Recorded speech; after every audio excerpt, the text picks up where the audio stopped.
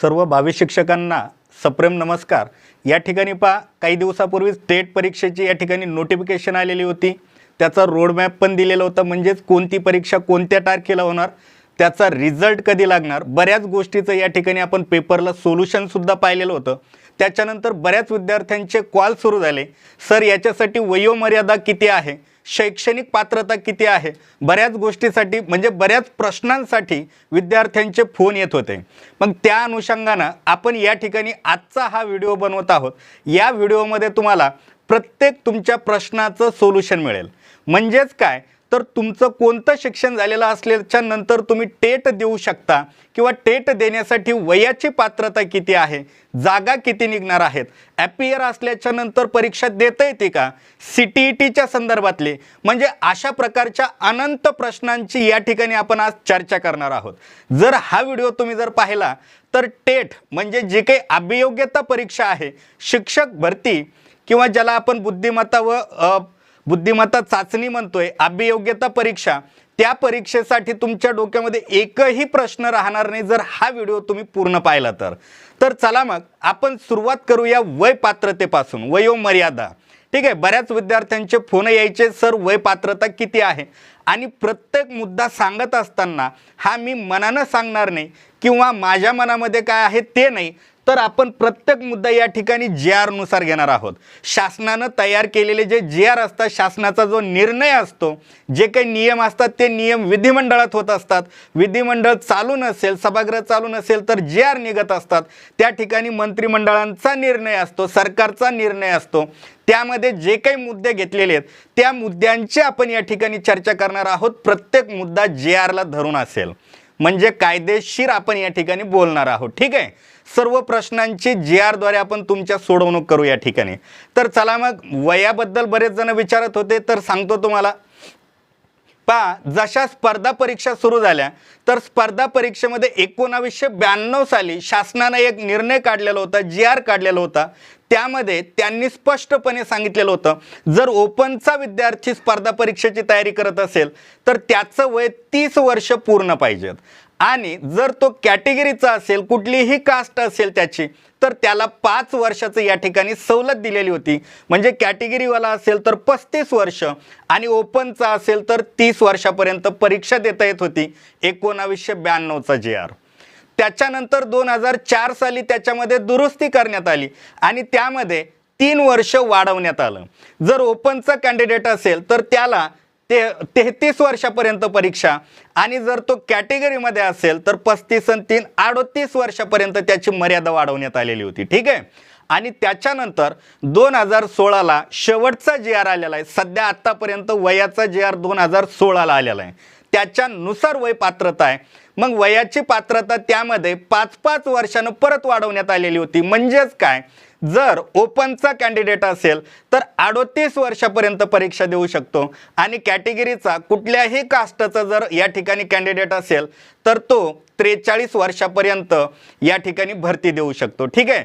मग त्यामध्ये शिक्षक भरती असू द्या, MPSC असू द्या, कुठलीही सरळ सेवा क्लास 1 पासून ते क्लास 3 पर्यंत, सरळ सेवाच नाही, MPSC सर्व महाराष्ट्र शासनातर्फे घेतल्या जाणाऱ्या सर्व परीक्षासाठी ओपनचा कॅन्डिडेट 38 वर्ष तर कॅटेगरीचा कॅन्डिडेट 43 वर्षापर्यंत परीक्षा देऊ शकतो। फक्त याच्यामध्ये अपवाद जे काही तुमच्या वर्दीवाल्या भरती असतात, म्हणजे पोलीस भरती, SRPF, आर्मी, त्याच्यासाठी वेगळं असतं, ठीक आहे। त्याच्यासाठी वयाची पात्रता वेगळी असते। आता जेवढं मी सांगितलं तुम्हाला हे मी मनानं नाही सांगितलेलं, JR मध्ये स्पष्टपणे दिलेलं आहे, ठीक आहे। आता पूर्ण JR जर तुम्हाला वाचून दाखवायचं म्हटलं तर हा व्हिडिओ आपला 3 तासाचा होईल। मग JR मध्ये काय दिले ते मी तुम्हाला तोंडी सांगितलेले या ठिकाणी, ठीक आहे। तरी तुम्हाला या ठिकाणी JR मधले मी सांगितलेले मुद्दे तुम्हाला सांगतो। हे पहा, शासन निर्णय क्रमांक 28 ऑक्टोबर 1992चा JR होता। त्याच्यामध्ये स्पष्टपणे तुम्हाला दिलेलं होतं, खुल्या प्रवर्गातील उमेदवार असेल तर 30 वर्षापर्यंत आणि कुठल्याही कॅटेगरीचा असेल तर 35 वर्षापर्यंत परीक्षा देऊ शकतो। 2004 साली परत त्याच्यात दुरुस्ती झाली, जर खुल्या प्रवर्गातील असेल तर 33 वर्षापर्यंत आणि कुठल्याही कॅटेगरीचा असेल तर 38 वर्षापर्यंत परीक्षा देऊ शकतो। त्याच्यानंतर आता 2016ला जो JR आलेला होता त्यामध्ये अशा पद्धतीनं बदल करण्यात आलेला आहे. पाहू शकता इथं शासन निर्णय है ना, 2 नंबरचा मुद्दा पहा, त्याच्यामध्ये स्पष्टपणे दिलेलं आहे, त्यामध्ये स्पष्टपणे दिलेलं आहे महाराष्ट्र लोकसेवा आयोग आणि विविध मंत्रालयीन विभागांनी विभाग प्रमुखांनी नियुक्त केलेल्या राज्यस्तरीय निवड समित्या, विभागीय स्तरावरील निवड समित्या, जिल्हा निवड समित्या यांच्या मार्फत घेण्यात येणाऱ्या कुठल्याही स्पर्धा परीक्षेसाठी वय वर्ष 33 वरून 5 वर्षांनी वाढवण्यात आलेलं आहे. तर 38 वरून मागासवर्गीयांसाठी किंवा कुठल्याही कॅटेगरीसाठी 5 वर्ष या ठिकाणी वाढ केलेली आहे. म्हणजे सध्या मग शिक्षक भरती असू द्या किंवा कुठलीही परीक्षा असू द्या, कुठलीही भरती असू द्या, ओपनचा कॅन्डिडेट 38 वर्ष तर कॅटेगरीवाला 43 वर्षापर्यंत परीक्षा देऊ शकतो. अशा पद्धतीने या ठिकाणी वयाचं रिलॅक्शन आहे. मग आता बऱ्याच जणांना आणखी एक प्रश्न निर्माण होतो नेहमी, सर आमच्याकडे मराठा कॅटेगरीचं सर्टिफिकेट आहे, आमच्याकडे EWSचं सर्टिफिकेट आहे, तर मग याच्यासाठी काही मर्यादा आहे का? तर सांगतो मित्रांनो, आता 2च प्रश्न तुमचे बाकी राहिलेले आहेत वयाच्या मर्यादेबाबत. ठीक आहे, तर पहिला मुद्दा, मराठा आरक्षण या ठिकाणी कॅन्सल झालेलं आहे. ठीक आहे, कायद्यानं कोर्टानं कॅन्सल केलेलं आहे, त्याबद्दल आपण बोलणार नाहीत, पण ते सर्टिफिकेट असेल तर कुठलंही तुम्हाला वयाची या ठिकाणी सूट मिळणार नाही. आणि दुसरा प्रश्न राहिला EWSचा, तर EWSच्या बाबतीत शासनानं अजून असं कुठला निर्णय घेतलेला नाही किंवा GR आलेला नाही की EWS सर्टिफिकेट असेल तर एवढं वय वाढून मिळणार, असा कुठलाही GR लिखित आलेला नाही.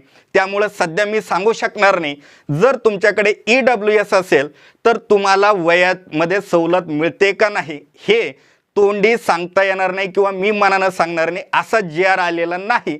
त्यामुळं सोपं 2च गोष्टी लक्षात ठेवायच्या, जर तुम्ही ओपनचे कॅन्डिडेट असाल तर 38 वर्ष आणि कॅटेगरीचे असाल तर 43 वर्षापर्यंत.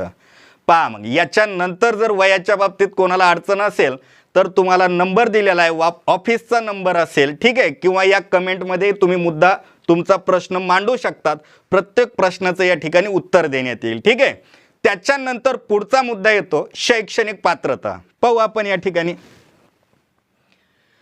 वयाच्या बाबतीत काही अडचण असेल तर सांगू शकतात, नसेल तर आपण शैक्षणिक पात्रते संदर्भातला मुद्दा पाहू या ठिकाणी. चला, इथं GR दिलेला आहे.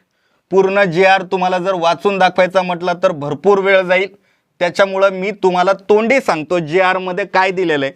या ठिकाणी पहा, शुद्धीपत्रक प्राथमिक, उच्च प्राथमिक, माध्यमिक, उच्च माध्यमिक विद्यालय, कनिष्ठ महाविद्यालय, शिक्षकांची शैक्षणिक व व्यावसायिक अर्हता यामध्ये दिलेली आहे. ठीक आहे, म्हणजे काय, तर शिक्षकांसाठी जी शैक्षणिक अर्हता असते, जी पात्रता असते, ती मी या ठिकाणी तुम्हाला सांगणार आहे. ह्या GR मध्ये पहा, मी तुम्हाला एकदा GR दाखवतो फक्त, मग एवढा GR वाचत बसण्यापेक्षा मी तुम्हाला तोंडी सांगतो, सगळे मुद्दे तुमचे क्लिअर करल. आता हा GR कधी आलेला आहे, 25 फेब्रुवारी 2019, म्हणजे आपली शेवटची टेट परीक्षा झालेली आहे 2017ला. त्याच्यानंतर आत्तापर्यंत म्हणजे 5 वर्षामध्ये एकही अभियोग्यता परीक्षा झालेली नाही. मग त्याच्यानंतर 2019ला हा GR आलेला आहे. मग जी काही तुमची शैक्षणिक पात्रता आहे ती या पूर्ण GR मध्ये दिलेली आहे. ठीक आहे, आता तुम्हाला दाखवतो या ठिकाणी पहा, या GR मध्ये पहा, प्रत्येक गटासाठी वेगवेगळी शैक्षणिक अर्हता दिलेली आहे. म्हणजे इयत्ता 1ली ते 5वीच्या विद्यार्थ्यांना शिकविण्यासाठी जे शिक्षक असतात त्यांची पात्रता दिलेली आहे. त्याच्यानंतर खाली जवळपास 9-10 पानं झाल्याच्या नंतर खाली आल्यावर 6वी ते 8वी साठी शैक्षणिक पात्रता दिलेली आहे. आणि त्याच्या खाली आल्याच्या नंतर 9वी ते 10वी आणि त्याच्या खाली 11वी ते 12वी साठी पात्रता दिलेली आहे. तर या ठिकाणी पहा, पहिला एक मुद्दा तुम्हाला GR मधून वाचून दाखवतो, बाकी सर्व मी तोंडी सांगेल. ठीक आहे, कारण वाचायचे म्हटल्याच्या नंतर भरपूर टाइम जातो. आता पहा, आपला पहिला मुद्दा, 1ली ते 5वीचा विद्यार्थी त्यांना शिकविण्यासाठी जो शिक्षक असतो त्याच्यासाठी पात्रता दिलेली आहे तुम्हाला.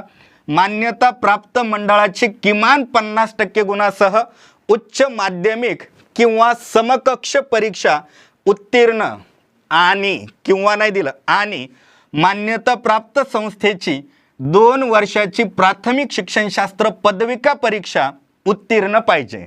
त्यास कोणतेही नाव दिलेले असो. चला तोंडी सांगतो, हे झालं कायद्याची भाषा. आपल्या भाषेमध्ये सांगतो, 1ली ते 5वीला शिकविण्यासाठी तुम्ही 12वी पास पाहिजे आणि ती 12वी 50% गुणानं पास पाहिजे, पहिला मुद्दा. आणि दुसरा मुद्दा, DED झालेलं पाहिजे. DED म्हणजे डिप्लोमा इन एज्युकेशन, DED झालेलं पाहिजे. इथं दिलेलं आहे त्याला प्राथमिक शिक्षणशास्त्रातील पदविका म्हणत असतात. आणि कंसामध्ये दिलेलं आहे त्यास कोणतेही नाव असू द्या. कोणतेही नाव म्हणजे काय तर पहा, बऱ्याच जणांनी DED केलं, DEDच्या नंतर त्याचं नाव झालं DTED, त्याच्यानंतर परत नावं बदलले DTLED, असे काहीतरी LT मधात भरलेले आहेत. नावं काही असू द्या, सगळ्यांची पात्रता एकच. या ठिकाणी त्यांनी स्पष्ट मुद्दा दिलेला आहे, काय तुम्ही 12वी पास पाहिजे आणि तेही 50% गुणासह, आणि शिक्षणशास्त्रातील पदविका पास पाहिजे, म्हणजे DED झालेलं पाहिजे. ठीक आहे. मग त्याच्यानंतर आता हे किंवा दिलेलं आहे. किंवाचा अर्थ असतो ते किंवा हे, दोन्हीपैकी कोणती पात्रता असू द्या. मग त्याच्यानंतर खाली काय दिलेलं आहे, इथं किंवा 2-4 ठिकाणी दिलेलं आहे. मी तोंडी सांगतो तुम्हाला, ठीक आहे, कारण प्रत्येक वाचायचं म्हटल्याच्या नंतर भरपूर वेळ जाईल. सांगतो म्हणजे काय, 1ली ते 5वीचा शिक्षक जर व्हायचं असेल तर 12वी पास पाहिजे 50% गुणासह. DED झालेलं पाहिजे. त्या DEDला काही नाव असू द्या आणि टक्केवारी कितीही असू द्या, 55% असू द्या, 50, 49, 35% असले तरी चालतील. तुम्हाला फक्त पास पाहिजे. कशामध्ये, DEDमध्ये. फक्त 12वीला मात्र 50% कंपल्सरी आहेत. एखादा कॅटेगरीवाला असेल तर त्यांना 5%चं रिलॅक्शन आहे, म्हणजे 45% मार्क चालतात 12वीला. ठीक आहे. अशा पद्धतीनं 1ली ते 5वी वाल्यांसाठी एक मुद्दा कव्हर करतोय. 6वी ते 8वीकडे नंतर जाऊ. आता मुद्दा बऱ्याच जणांच्या म्हणजे डोक्यामध्ये प्रश्न निर्माण झालेला असेल, सर माझं BED झालेलं आहे, DED नाही, डिप्लोमा नाही, B फॉर बॉल, BED झालेलं आहे, मग मी काय करू. जर तुमचं BED झालेलं असेल म्हणजे ग्रॅज्युएशनच्या नंतर BED होत असतं. ठीक आहे. ग्रॅज्युएशन प्लस BED झालेलं आहे तर मी 1ली ते 5वीसाठी शिकवू शकतो का. बिलकुल, तुम्ही पण त्या ठिकाणी शिकवायला पात्र आहात.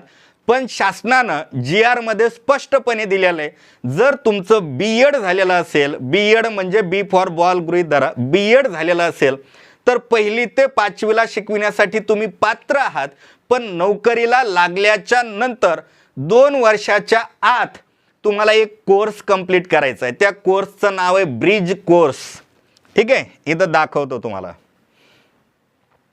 हे पहा, जे उमेदवार BED ही पात्रता पूर्ण करत असतील, 1ली ते 5वीसाठी सांगतोय, BED ही पात्रता पूर्ण करत असतील तर त्यांच्या नियुक्ती संदर्भात 1ली ते 5वीच्या वर्गाध्यापनासाठी शिक्षक म्हणून तुम्हाला नियुक्ती देण्यात येईल. परंतु जो 6 महिन्याचा कोर्स असतो त्याला ब्रिज कोर्स म्हणतात. त्याचं मराठीतलं नाव आहे राष्ट्रीय अध्यापक शिक्षण परिषदेचा प्राथमिक शिक्षणशास्त्रातील अभ्यासक्रम. त्याचं इंग्रजीत त्याला आपण म्हणतो ब्रिज कोर्स. हा पूर्ण करणे बंधनकारक आहे. म्हणजे BED होऊन जर तुम्ही 1ली ते 5वीला म्हणजे वरचं शिक्षण झालं, BED म्हणजे वरचं शिक्षण धरू, DED म्हणजे खालचं डिप्लोमा, BED है ना, BED झालं आणि खालच्या वर्गांना शिकवायला यायचंय तर 6 महिन्याचा ब्रिज कोर्स कंप्लीट करायचा आहे तुम्हाला नोकरीला लागल्यानंतर. लक्षात येतंय का. मग 1ली ते 5वीचा कार्यक्रम संपला. म्हणजेच काय पहा, तुमचं BED MED काही होऊ द्या, MA होऊ द्या, PhD होऊ द्या, काही होऊ द्या, 1ली ते 5वीला शिकविण्यासाठी येतं 12वी कंप्लीट पाहिजे, 12वीला 50% पाहिजे. DED असू द्या, BED असू द्या, MED असू द्या, चालतं. ठीक आहे. पण ब्रिज कोर्स कंप्लीट करणं गरजेचं आहे. 6 महिन्याचा तो कोर्स आहे. ठीक आहे. अशा पद्धतीनं तुमची पात्रता आहे. लक्षात आलं का. 1ली ते 5वी. आता आणखी एक मुद्दा यामध्ये असा आहे, आता पहा, बाहेर राज्यातील जर विद्यार्थी असेल, समजा आंध्र प्रदेशचा आहे, उत्तर प्रदेशचा आहे किंवा बिहारचा आहे, तर बाहेरच्या विद्यार्थ्यांना महाराष्ट्र शासनाची परीक्षा देता येत नसते किंवा महाराष्ट्रातला विद्यार्थी बाहेरची परीक्षा देऊ शकत नाही. पण कर्नाटक आणि महाराष्ट्राच्या बाउंड्रीवर 865 असे गाव आहेत की ते धड ना तिकडे आहेत ना धड इकडे आहेत. बाउंड्रीवरचे 865 गाव आहेत. त्या 865 गावांमधला जर विद्यार्थी असेल, आपला व्हिडिओ पाहणारा तिथला एखादा विद्यार्थी असू शकतो, एखादा नाही, भरपूर आहेत, तिथला जर विद्यार्थी असेल तर ते म्हणतील सर महाराष्ट्राची आमच्याकडे डिग्री नाही किंवा 12वी झालेली नाही तर आम्ही काय करावं, तर तुम्हालाही सुद्धा संधी दिलेली आहे. या ठिकाणी पहा, महाराष्ट्र कर्नाटक सीमावर्ती भागातील 865 गावातील उमेदवारांसाठी TCH परीक्षा उत्तीर्ण असणं गरजेचं आहे. TCH म्हणजे त्या साईडची 12वीची परीक्षा आहे असं गृहीत धरा. ठीक आहे, ते विद्यार्थी असतील तर त्यांना लक्षात येईल. मग इथपर्यंत समजलं का सांगा. आता खाली 6वी ते 8वीचा विषय चालू होईल. इथं 6वी ते 8वीची आपल्याला पात्रता पाहायची आहे. 1ली ते 5वी समजलं का. काही जर प्रश्न असेल तर कमेंट तुम्ही करू शकतात किंवा जो क्लासचा नंबर दिलेला आहे ऑफिसचा त्या नंबरवर तुम्ही मेसेज करू शकता. ठीक आहे, मग पुढचा मुद्दा आहे आता 6वी ते 8वीचा. म्हणजे तुम्हाला 6वी ते 8वीच्या विद्यार्थ्यांना शिकवायचं आहे तर पात्रता काय असायला पाहिजे. आता इथं तुम्हाला 1-2 मुद्दे वाचून दाखवतो, मग हे किंवा वाले मी तोंडी सांगतो. मुद्दा असा आहे, 6वी ते 8वीला शिकविण्यासाठी मान्यता प्राप्त विद्यापीठाची संबंधित विषयातील पदवी किंवा सामान्य पदवी. संबंधित विषयातील म्हणजे हे इथं विषय दिलेले आहेत, मराठी, इंग्रजी, गणित, बुद्धिमत्ता, उर्दू, कन्नड, तेलुगू, तमिळ, मल्याळम ह्या विषयातील पदवी परीक्षा किंवा सामान्य पदवी परीक्षा म्हणजे कुठलीही पदवी असू द्या, BA, BSc, BCom, आणखी बऱ्याच पदव्या आहेत, इंजिनिअरिंगवाल्यांची आहे, डॉक्टरवाल्यांची आहे ना, BCS आहे, बऱ्याच ज्या काही पदव्या असतील अशी कुठलीही पदवी असू द्या. ठीक आहे, पदवी पण ती 50% गुणासह उत्तीर्ण असणं गरजेचं आहे. 1ली ते 5वीसाठी 12वी 50% गुणासह, तर 6वी ते 8वीसाठी ग्रॅज्युएशन 50% गुणासह उत्तीर्ण असणं गरजेचं आहे. आणि म्हणजे त्याच्यासोबतच आणखी मान्यता प्राप्त संस्थेची 2 वर्षाची प्राथमिक शिक्षणशास्त्रातील पदविका परीक्षा, त्यास कोणतंही नाव असू द्या, किंवा शिक्षणशास्त्र पदवी B.Ed किंवा शिक्षणशास्त्र पदवी B.Ed विशेष शिक्षण कुठलीही परीक्षा पास असू द्या चालतं. ठीक आहे, ही झाली कायद्यानुसार JR नुसार भाषा. मी तोंडी सांगतो. 6वी ते 8वीच्या वर्गासाठी शिकविण्यासाठी तुम्हाला ग्रॅज्युएशन कंप्लीट पाहिजे, ते कुठलंही ग्रॅज्युएशन असू द्या, 50% गुण असं, कॅटेगरीवाल्यांना 5% आरक्षण असतं. आणि D.Ed किंवा B.Ed झालेलं पाहिजे, त्याला कितीही मार्क असले तरी चालेल. ठीक आहे, D.Ed किंवा B.Ed, आणि त्याला कोणतेही नाव दिलेलं असू द्या. आता त्या B.Edचाच परत एक कोर्स आलेला होता B.A.Ed है ना, B.Ed तर आहेच, पण आणखी एक कोर्स आहे, त्याला 4 वर्ष लागतात ते कोर्स करण्यासाठी. ठीक आहे, आणि हा B.Edचा कोर्स आहे, काही जणांचा 1 वर्षाचा होता, आता 2 वर्षाचा आहे. B.Ed कोणतंही असू द्या, त्याला नाव कोणतंही दिलेलं असू द्या तरी चालतं. 6वी ते 8वीसाठी ग्रॅज्युएशन प्लस B.Ed किंवा D.Ed. ठीक आहे, मग त्याच्यानंतर हे पहा सगळ्या ठिकाणी तेच दिलेलं आहे. इथं B.Ed आहे, इथं पण हे नवीन 4 वर्षाचा B.A.Ed हा कोर्स आहे, याला B.Edच म्हणतात, पण हा 4 वर्षाचा कोर्स आहे B.Ed. ठीक आहे, कुठलाही असू द्या. मग बाकी ह्या फक्त भाषा दिलेल्या आहेत, पार्शियन दिलेली आहे, अरेबिक दिलेली आहे तुम्हाला या ठिकाणी. ठीक आहे, मग ह्या बाकी भाषांचं सोडून द्या, गणित दिलेलं आहे, मग B.Ed झालेलं असेल ग्रॅज्युएशन ह्या विषयांमध्ये तर त्यांची पात्रता दिलेली. बाकी काही पाहू नका. जर विषय तुमचा वेगळा असेल तर तुम्ही ते वाचू शकतात. त्या विषयातील तुमची पदवी किंवा त्या विषयातील पदविका शिक्षणशास्त्र झालेलं पाहिजे, जे काय असेल ते. ठीक आहे, इथपर्यंत समजलं का सांगा. म्हणजेच काय, तर 5वी ते 8वीच्या विद्यार्थ्यांना शिकविण्यासाठी ग्रॅज्युएशन प्लस B.Ed किंवा D.Ed झालेलं असणं गरजेचं आहे. याच्यासाठी तुम्हाला कुठलाही ब्रिज कोर्स करण्याची आवश्यकता नसते. मग B.Ed M.Ed कुठलंही चालेल, D.Ed चालेल, B.Ed चालेल, M.Ed चालेल, फक्त ग्रॅज्युएशनला 50% गुण असणं आवश्यक आहे. आता ह्या 2 इयत्तेसाठी हे जे 2 घटक पाहिले आपण, 1ली ते 5वी आणि 6वी ते 8वी, याच्यासाठी अत्यंत महत्त्वाचा मुद्दा, 1ली ते 5वीला शिकविण्यासाठी TET पेपर क्रमांक 1 उत्तीर्ण असणं गरजेचं आहे. म्हणजे तुमचं D.Ed असू द्या, B.Ed असू द्या, ग्रॅज्युएशन असू द्या, नसू द्या. ठीक आहे, पण TET पेपर क्रमांक 1 पात्र असाल तर 1ली ते 5वीला शिकविण्यासाठी तुम्ही पात्र आहात. ठीक आहे, आणि TET पेपर क्रमांक 2 जर पात्र असाल तर 6वी ते 8वीला तुम्ही शिकवण्याला पात्र आहात. लक्षात येतंय. 1ली ते 5वीसाठी TET पेपर क्रमांक 1, 6वी ते 8वीसाठी TET पेपर क्रमांक 2 TET, म्हणजे टीचर इलिजिबिलिटी टेस्ट, ठीक आहे, पात्रता परीक्षा प्रत्येक वर्षी होत असते. 2013ला सुरुवात झालेली आहे. 2021 पर्यंत त्या परीक्षा झालेल्या आहेत. 21चा पेपरचा रिझल्ट तेवढा बाकी आहे. आता रिझल्ट कधी लागणार, काय लागणार, ह्या सगळ्या गोष्टींचा JR मी या ठिकाणी घेतलेला आहे. ठीक आहे. आता तुम्ही म्हणता सर मनानं कसं काय सांगू शकता तुम्ही रिझल्ट कधी लागणार आहे, आणखी शासनाने डिक्लेअर नाही केलेलं. असा एक JR आलेला आहे इथं. JR म्हणजेच काय, एका विद्यार्थ्यानं अशी शिक्षण परिषदेकडे मागणी केलेली होती, म्हणजे TETचा रिझल्ट जाहीर करा नाही तर मी आत्महत्या करणार, असा JR पण दाखवतो तुम्हाला त्या ठिकाणी. तर त्याला लिखित दिलेलं होतं. मागची प्रोसेस कंप्लीट झाल्यानंतर आम्ही लवकरच TETचा रिझल्ट घोषित करू आणि हा लवकरच लागेल सुद्धा. ह्या मागच्या 1-2 महिन्यातलाच तो JR पण आहे आणि ह्या 2-3 महिन्यात म्हणजे ह्या 15 दिवसाच्या आत TETचा रिझल्ट लागणं अपेक्षित आहे आणि तो लागेल पण. ठीक आहे, त्याची चर्चा नंतर करू. आपण शैक्षणिक पात्रता पाहतोय त्या ठिकाणी. ठीक आहे. हां, आणखी एक मुद्दा राहिला. आता मी TETचा मुद्दा काढला. TET पेपर क्रमांक 1 पहिली ते 5वी, TET पेपर क्रमांक 2 6वी ते 8वी. मग आता मुद्दा येतो, CTET पास असेल तर काय, तर लक्ष द्या, TET आणि CTET या दोन्ही सख्या बहिणी आहेत असं गृहीत धरा. जर एखाद्याचं TET पेपर क्रमांक 1 नसेल पण CTET पेपर क्रमांक 1 असेल तरी तुम्हाला परीक्षा देता येते पहिली ते 5वी साठी. आणि TET पेपर क्रमांक 2 च्या ऐवजी CTET पेपर क्रमांक 2 असेल तरी देता येतं. CTET आणि TET एकच असं गृहीत धरा. मग तुम्ही म्हणताल मग ह्या परीक्षा वेगवेगळ्या का, तर लक्ष द्या, TET जर पास झाले तुम्ही तर राज्य शासनाच्या शाळेमध्ये तुम्ही शिकवू शकतात. पण CTET जर पास झाले तर राज्य शासनाच्या शाळेत तर शिकवूच शकतात, पण केंद्राच्याही ज्या शाळा आहेत त्या ठिकाणी सुद्धा तुम्ही शिकविण्यास पात्र आहात. CTET म्हणजे केंद्राच्या लेवलची आणि TET म्हणजे राज्याच्या लेवलची. ठीक आहे. CTETच्या जागी TET चालते, TETच्या जागी CTET चालते आपल्या राज्याच्या परीक्षेसाठी. ठीक आहे. इथपर्यंत लक्षात आलं का? पहा, TET आणि CTET एकच मुद्दा लक्षात राहू द्या. मग पहिली ते 8वी पर्यंत पाहिलं आपण. आता जाऊ खाली 9वी ते 10वीचा JR दाखवतो तुम्हाला या ठिकाणी.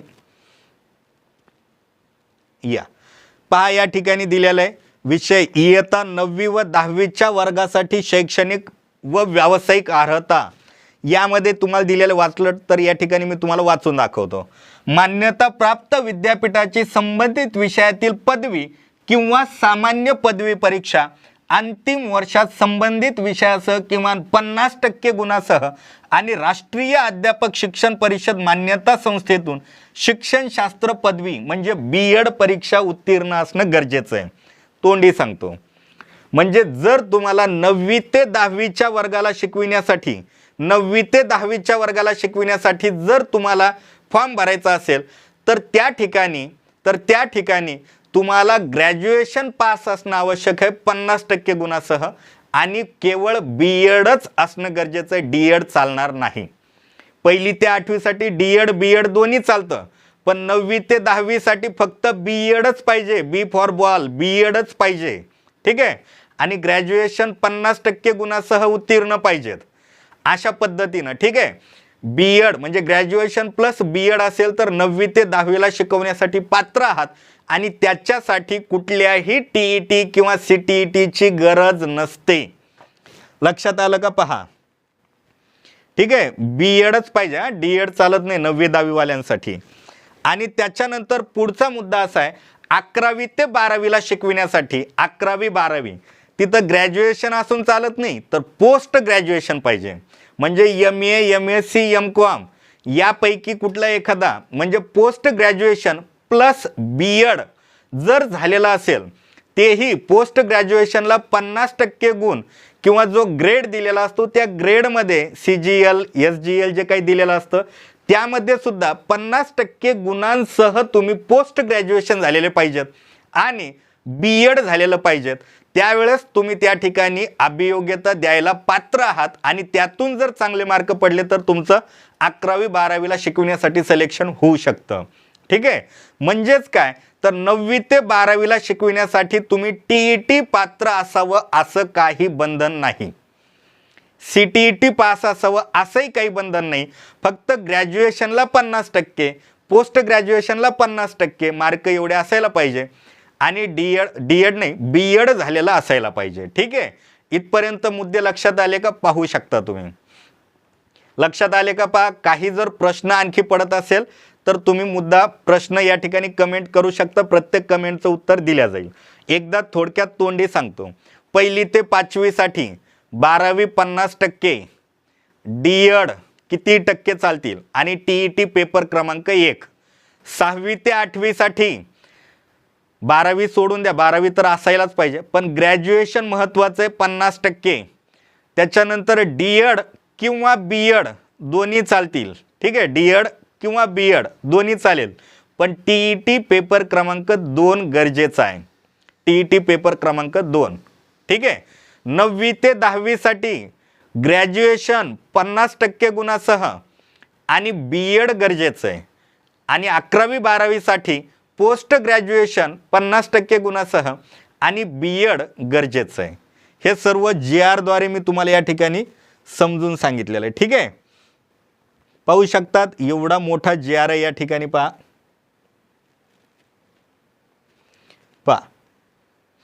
लक्षात येत आहेत का मुद्दे? सर्व मुद्दे पहा या ठिकाणी, सर्व या ठिकाणी मुद्दे आपण घेतलेले आहेत. हे पहा इथं दिलेलं आहे. 11वी 12वी उच्च माध्यमिक स्तरासाठी शिक्षकांची शैक्षणिक अर्हता मान्यताप्राप्त विद्यापीठाची संबंधित विषयातील पदव्युत्तर पदवी नाही चालत, पदव्युत्तर पदवी म्हणजेच पोस्ट ग्रॅज्युएशन किमान 50% गुणासह. पाहून घ्या, किमान 50% गुणासह है ना, किंवा क्रेडिट ग्रेड दिलेले असतात. क्रेडिट ग्रेड सध्या टक्केवारी नसते पोस्ट ग्रॅज्युएशनला. हे CGPA SGPA असे ग्रेड दिलेले असतात. ते ग्रेड सुद्धा त्याच प्रकारचे पाहिजेत आणि मान्यताप्राप्त संस्थेतून BEd परीक्षा पास होणं गरजेचं आहे. एवढं पाहिजेत. या ठिकाणी अशा पद्धतीनं तुम्हाला GR दिलेला आहे शैक्षणिक पात्रतेचा. समजला का? पहा, 1ली ते 12वी पर्यंत आपण या ठिकाणी शैक्षणिक पात्रता पाहिली. मागच्या GR मध्ये आपण वयाची पात्रता पाहिली. ठीक आहे, आणि त्याच्यानंतर आपण एका नवीन GR कडे जाणार आहोत. या ठिकाणी पहा, लेटेस्ट GR आलेला आहे. आज तारीख आहे 18. 4 दिवसापूर्वी म्हणजे 14 ऑक्टोबर 2022ला एक GR आलेला आहे. म्हणजे 4 दिवसापूर्वीचा GR. ज्यावेळेस विद्यार्थ्यांच्या ऑफिसमध्ये कॉल येतात, सर हा GR कशासाठी आलेला आहे, जवळपास 600 पानं दिलेले, त्यामध्ये 600-650 पानांचा तो GR आहे. मुलं GR वाचत नाहीत, त्यांना वाटतं फक्त GR क्लासवाल्यांसाठीच येतो का नो, ते नंतर आपल्याला समजून सांगणारच आहेत. असं नाही, तो GR तुमच्यासाठी पण आहे आणि प्रत्येकाला माझी विनंती आहे की तो GR तुम्ही वाचाच. तो कशाचा GR आहे ते तुम्हाला सांगतो.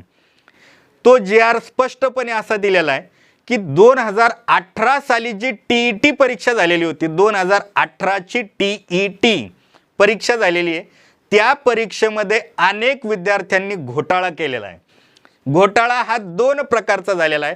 एक म्हणजे विद्यार्थ्यांनी पैसे देऊन त्या ठिकाणी गुणांमध्ये वाढ केलेली आहे, आणि दुसरा घोटाळा की परीक्षा परिषदेने तुम्हाला या ठिकाणी TET पात्रचे सर्टिफिकेट दिलेले नाही, पण विद्यार्थ्यांनी मनानंच त्या ठिकाणी सर्टिफिकेट तयार करून घेतले. ठीक आहे, असे 2 घोटाळे आहेत. मनानं सर्टिफिकेट तयार केले आणि गुण वाढवले. जर या घोटाळ्यामध्ये जर तुम्ही असाल, तुमचे मामा काका है ना, आजोबा कोणी म्हणजे तुमचे कुठंतरी लग्गे असतात, त्यांच्याद्वारे तुम्ही पैसे भरून त्या ठिकाणी गुण वाढून आणलेले असतात, TET पास झालेले असतात. मागे शासनाचाही निर्णय आलेला होता.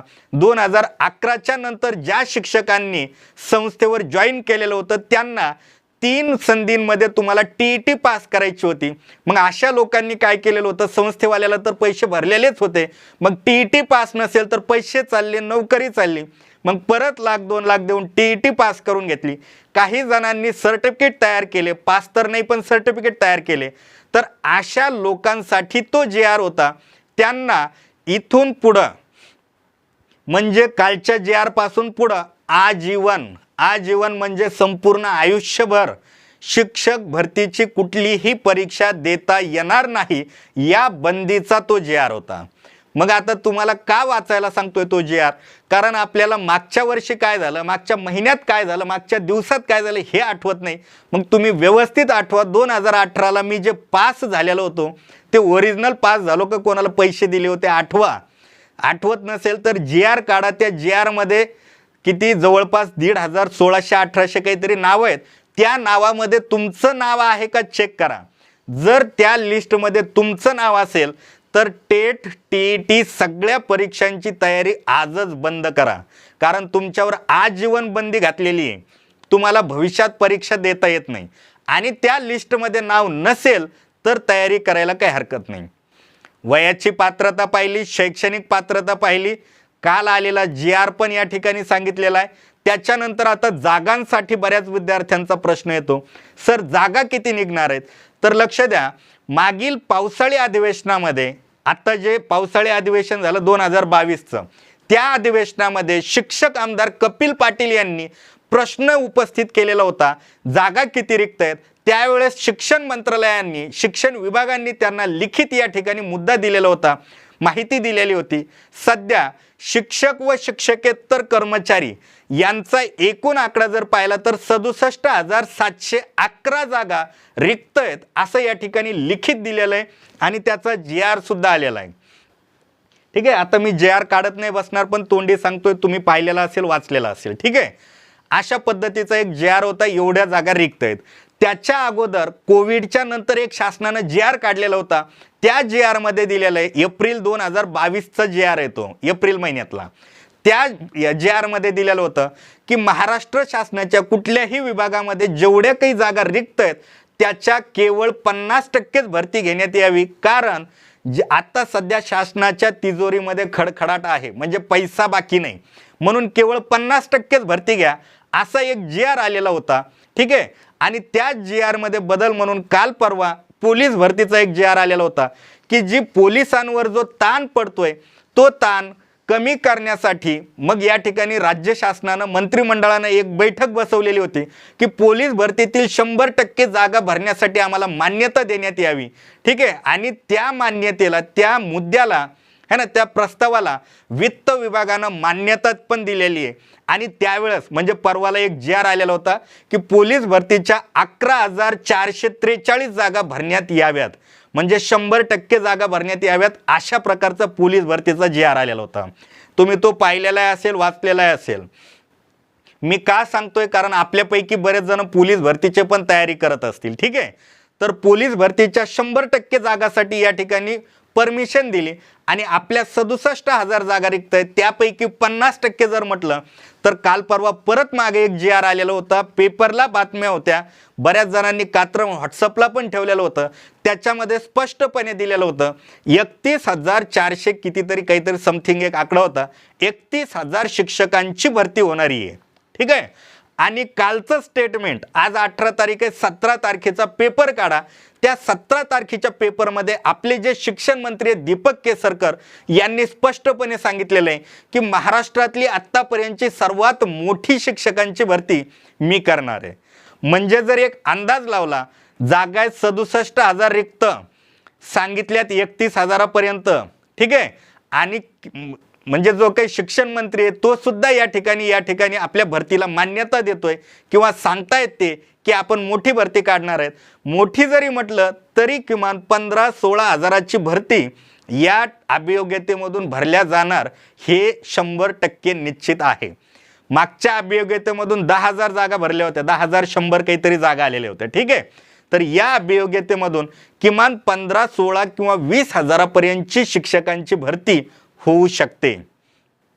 ठीक आहे, त्याच्या अगोदर एक GR आलेला होता, जे अतिरिक्त शिक्षक झालेले आहेत. आता बरेच विद्यार्थ्यांचा आता म्हणणं असं असेल, सर तुम्ही तर म्हणताय 31,000 जागा रिक्त आहेत आणि पुन्हा सांगायले 15 ते 20 हजार भरणार, मग बाकी 10-12 हजाराचं काय करणार आहेत.